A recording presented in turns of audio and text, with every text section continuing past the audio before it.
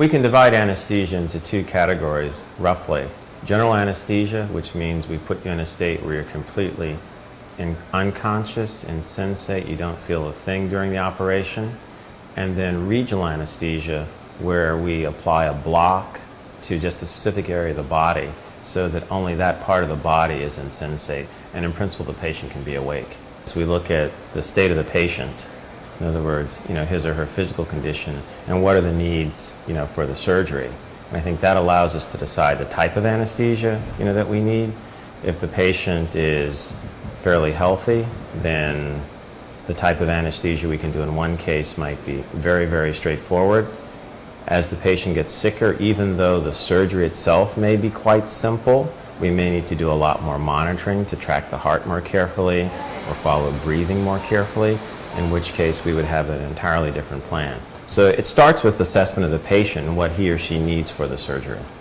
Before the day of the surgery, the patient will want to be well rested, stay well hydrated, and not eat anything, I guess, after about midnight or so. For sure. So those would be things to prepare.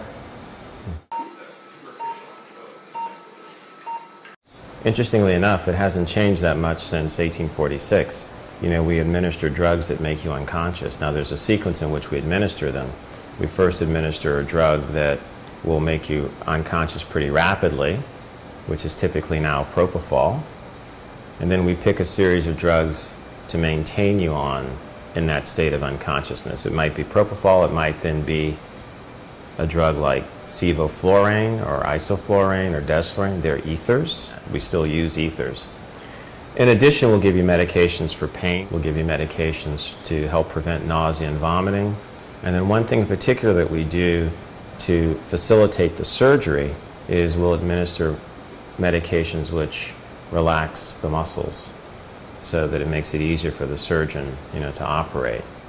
And then the other medications that we may give reflect the needs of the patient during the surgery. So, for example, if the blood pressure is going down, we may give medications to raise it. If it's going too high, we may give medications, to lower it. The brain is this system, it has different components that are interacting, and that anesthetic drugs are acting on that system to sort of disrupt processing in the brain in very specific ways. You can think of it maybe in musical terms where, if you imagine, a musical scale or a keyboard, you have all these notes, say all 88 notes normally, right? You can communicate across all frequencies. And with the anesthetics, what we're finding is that most of those frequencies are in essence shut down, and you just have a few notes that you can play. Ba, ba, you don't hear those notes, the person's not unconscious. And then interestingly, the notes vary as a function of the drugs you're given. When the brain is normally working, you see oscillations. What the drugs do, as Patrick was saying, they disrupt brain function, the ability of parts of the brain to communicate with each other. They do that by going in and amplifying these oscillations and make them very systematic, very, very structured. And as long as you keep the drug there, they're going to continue to do that. So now, if you're trying to communicate, send information down these various pathways, and you've got oscillations doing this, it's going to be very, very difficult to communicate. Are anesthesia and sleep similar or the same thing? And the answer to that's no. People use the terms interchangeably often in a clinical setting, but they're really, really different. Anesthetic drugs are acting, on different, if you will, brain circuits and pathways in a way that's totally artificial, whereas sleep is sort of this endogenous process.